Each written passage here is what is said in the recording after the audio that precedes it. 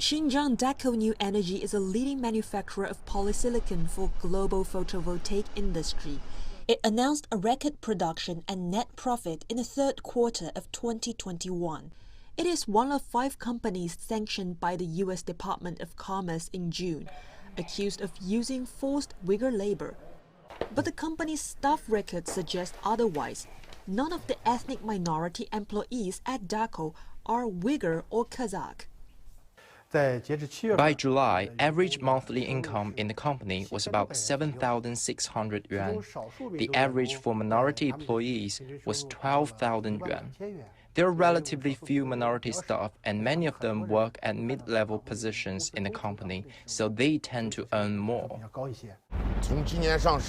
After going public this year, the company says it plans to issue shares to mid-level managers, including engineers, to retain employees. In 10 years, I've risen from an ordinary staff to a deputy director of the machine maintenance workshop.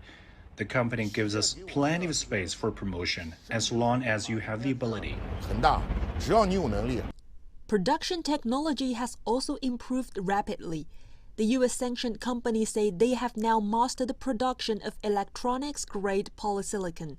It requires a much higher level of purity than photovoltaic grade and can be used for semiconductor devices and circuits.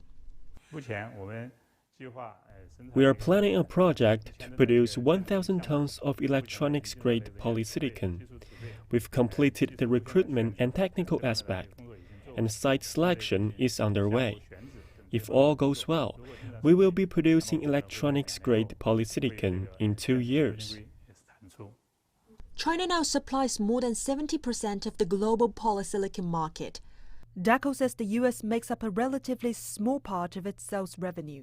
And as for raw materials, the world's largest manufacturer of silicon metal also says it mainly focuses on the domestic market. Supply and demand are both booming, and so Chinese silicon producers report little short-term impact from the U.S. sanctions. But there are potential threats. Silicon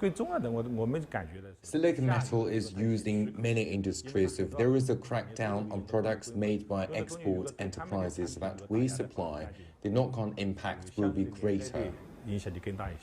Silicon producers in Xinjiang say the best response to the trade ban is to improve their competitiveness. And with China aiming to achieve carbon neutrality, industry insiders see more opportunities in the domestic circulation than worries from foreign sanctions.